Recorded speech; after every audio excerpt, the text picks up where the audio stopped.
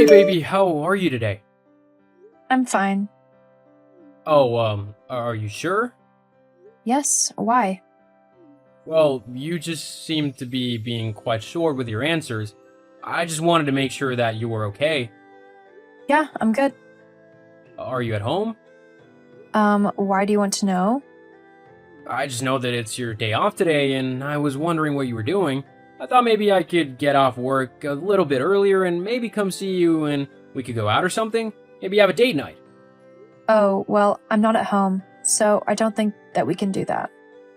Oh, where are you? Out. Out? Anywhere specific? No, I just wanted some time alone. Really? Are you sure that's what you're doing? Yes, I'm sure that's what I'm doing. Why are you doubting me? Do you honestly not trust me that much? Geez, talk about an unhealthy relationship if you can't even trust me to go out and have a little bit of me time. Yeah, it's just I'm sitting in the car outside the house and I can clearly see that your car is still in the drive, but so is a strange car I've never seen before. And forgive me if I'm wrong, but we didn't have any handyman workers or whatever kind of people coming over today that I know about. So, whose car is it? Wait, you said you'd be home in a little bit. Not that you were home now. Is that a problem? No, actually, it isn't. The car is Daphne's. It's her new one, and she asked me if she could park it here for a while, whilst her drive is being repaved. Well, that's a coincidence, isn't it? What is? Well, I stopped by Daphne's house on the way over. I needed to give Steve some of his tools that I borrowed, and her drive was perfectly fine. No one was working on it or anything, and she never mentioned getting a new car at all. Strange, isn't it? Fine then. You want the truth? Why don't you come and see it for yourself? I'd rather you tell me the truth, to be honest. It's the least you owe me. Fine. The truth is that right now I'm upstairs, in the bedroom with my boyfriend. Uh-huh, and is this a one-off thing, or have you done this before? This is definitely not a one-off thing. I've been seeing Justin for months now. And you didn't have any idea at all, lol. I've finally found my true soulmate. You've found your soulmate? Yeah. I met him in one of the clubs that I went to with my friends about 6 months ago. We really hit it off from the moment we met. We danced all night and even spent the night together. Since then, we haven't been able to stay away from one another. We've been sneaking around, meeting each other either here or at his or at a hotel. It's been quite fun, really. He's so much better than you. He's fun, adventurous, and very handsome. Uh-huh, I see. Is that all you've got to say? I've been cheating on you for months now, and you can't even be bothered to argue with me about it? How pathetic are you? Well, why would I want to argue and plead with a woman who clearly has no remorse over what she's done to me? You don't care that you've broken my heart or that you've just completely destroyed all faith and trust I ever had in you, and that it's probably very likely that I won't be able to trust another woman for a very long time. So why would I want to plead for you to repent for what you've done and stay with me? For all I know, you could just turn around and find someone else to cheat on me with. Well, I mean, have you met you? I don't think anyone would blame me if I did. And why's that? I haven't done anything wrong to you, ever. In fact, I'm pretty sure I've been a very good and loving husband. I often bring you little gifts and things that you like and try my hardest to make sure that you're happy. So why would people not blame you for cheating on me? Well, yeah, you might do all of that, but let's face it, it's quite a sappy thing to do. Huh? Yeah, like, it's nice every now and then, but the fact that you're always nice and kind and thoughtful is kind of annoying, actually. It always makes me feel like I'm not putting in enough effort into the relationship or something like that. And you know what? What? Sometimes it would be nice to have an argument, to not feel like a perfectly happy couple all the time. It just gets so boring. I can't deal with it. So, because you can't deal with the fact that I'm a good person and a nice husband, You decided to cheat on me? Would you rather I argue with you over the smallest and stupidest of things? Constantly berating you and never putting your feelings and thoughts first? Because that's just something I can't do. I'm a nice person and I like to spoil my wife because I love her. I don't want to be arguing with her all the time. That just doesn't sound like a good or healthy relationship to me. And it's definitely not something that I would want to be a part of. And that's what makes you so boring. I need some fire in my relationship. Someone who will challenge me. You're just not that person, so I had to go and find someone who would be able to do that for me, whether you like it or not. Well then, good for you. I'll chuck all of your stuff in the front yard tomorrow for you to come and get it. As for right now, you and your boyfriend can get dressed and get out of my house. Like, right now. Huh? What do you mean, your house? This house is mine. I'm the woman, so I should get the house if we split up. That's just the way that things work, so you need to deal with it. No, actually, it isn't how things work. Yes, it is. I live in this house, so it's mine. I pay all the bills and the mortgage, so it's actually mine. What? That's not true. It doesn't matter who pays the mortgage. The house is always the woman's property. Nope, because I have physical financial evidence that I've been paying for the house, and the fact that the contract is in my name, I get the house. And I get to decide who stays in it and who doesn't. And surprisingly, you're not someone that I want in my house anymore, so either get your things together and move them out yourself, or I'll just chuck them into the street, okay? What? Why are you being like this? Why are you being so apathetic? You should be fighting to keep me, not helping me move out. I thought you loved me. Yeah, well, lately, I've just found myself not wanting to be around you. You're horrible on a daily basis towards me, and you keep disrespecting me no matter what I do. It's never good enough for you. I don't want someone like that in my life. Not to mention that you're incredibly selfish and self-centered. I just can't stand your childish behavior anymore. I mean, it's like trying to deal with a toddler.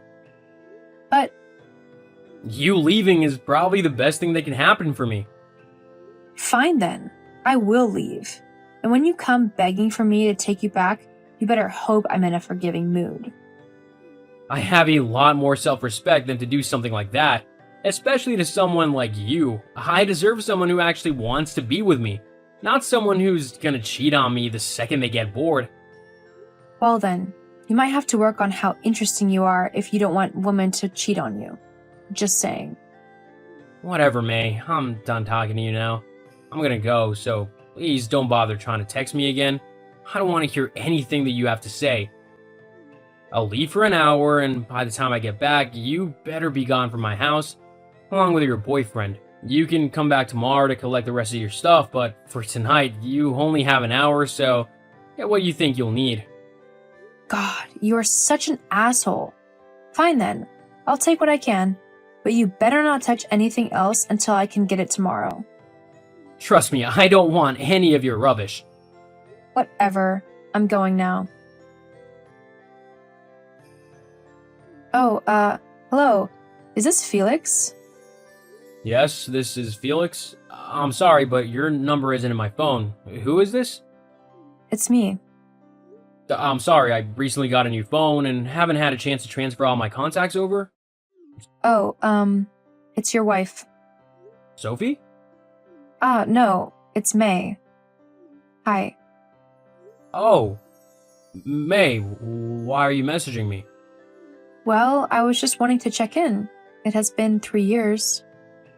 Yes, it has been quite a while. How have you been? I've been doing well, thank you. And you? Not too bad. It's been a bit strange and different without you, though. Well, that was your choice. You had every option to be with me and to be happy, but you chose not to do that. Yeah. I guess I did. But still, you must have missed me as well, right? You can't actually live without me, I'm guessing, as I'm kind of unforgettable. But don't worry, I won't make you beg or anything to take me back.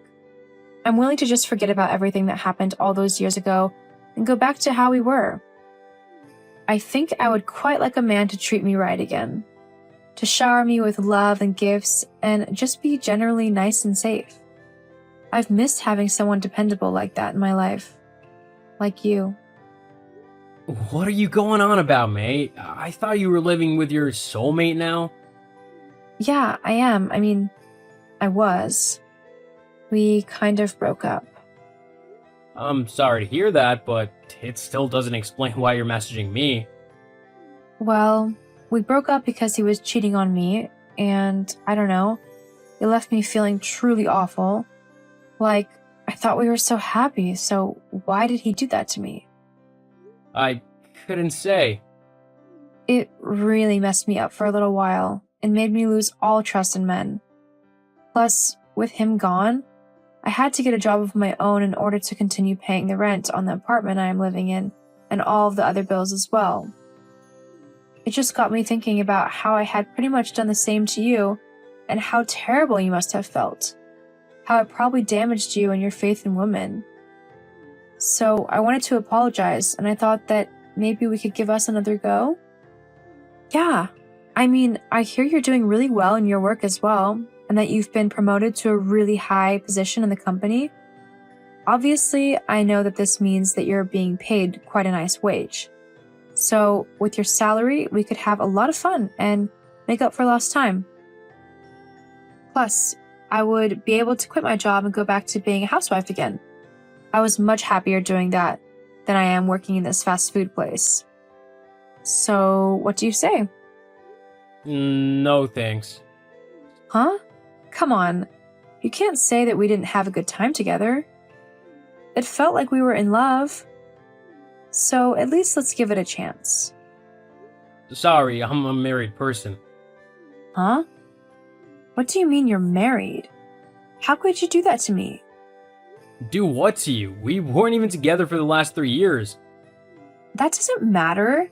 You should have waited for me to come back, if I chose to, and pinned over me for the rest of your life, not gone and married some other woman. Besides, how is it even possible that you're married? I don't remember signing any divorce papers. That means that your marriage is not legal. I'd send the papers to you within the first 3 months of finding out you were cheating on me. You signed them all saying that you didn't want to be married to such a sap anyway. It's not my fault if you forgot that you did that. No, that's not fair. It doesn't count. May, after all these years, you still haven't changed. You don't care about me or my happiness, you just want someone to pay your way through life whilst you do whatever you want. I don't want to get back together with you, and I never will. I'm incredibly happy now, and I've even married someone new, so there is no chance that I'm going to ruin my relationship with her for you. She's amazing and sweet and really great. I'm not going to mess that up. Not to mention that she loves the fact that I bring her little presents and that I'm a loving and kind husband. She thinks it's one of the best things about me, actually. But what about me? You've got what you want, don't you? You're free to live your life without the annoyance of an annoying husband and his 2 kind ways. You can do whatever you want, whenever you want. But I've changed my mind. I don't want that anymore. It's boring and lonely. Well, that's your problem, I'm afraid. I've moved on. I suggest you try and do the same as well. But no other man that I've been with these last few years has even come close to treating me the way that you did. They don't get me little gifts just to cheer me up if I've had a bad day. They don't get me flowers just because they thought they looked pretty and that I would like them. And they definitely don't seem to care about what I'm feeling if I'm not feeling my best. They just tell me to stop being so moody. I want our relationship back. You lost that relationship with me the moment you made the choice to actively go out and look for another man to cheat on me with.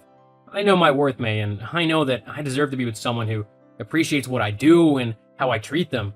You simply couldn't appreciate me, so you just lost me. That's all there is to it. Now, I'm gonna go, May. Please don't contact me again. Goodbye, May. After that, May did try to contact me again, and she even messaged my wife over social media, but we both told her to stop harassing us lest we get the police involved, and that she would never have a chance to get back together with me again, as me and Sophie were happily married and plan on staying that way for the rest of our lives. Not long after that, May stopped messaging me and I haven't heard from her since. The last I heard, she was still working at the fast food place. As for me, I'm happily married and adore my wife. She's honestly the best thing that has ever happened to me, and I count myself incredibly lucky to have met Sophie when I did. Our relationship is going strong, and we're even expecting a baby. I honestly couldn't think of anything better in life than to have a loving family who I can shower with love for the rest of my life. It just goes to show that you should never take those you love for granted, as you never know what you might lose if you're not careful.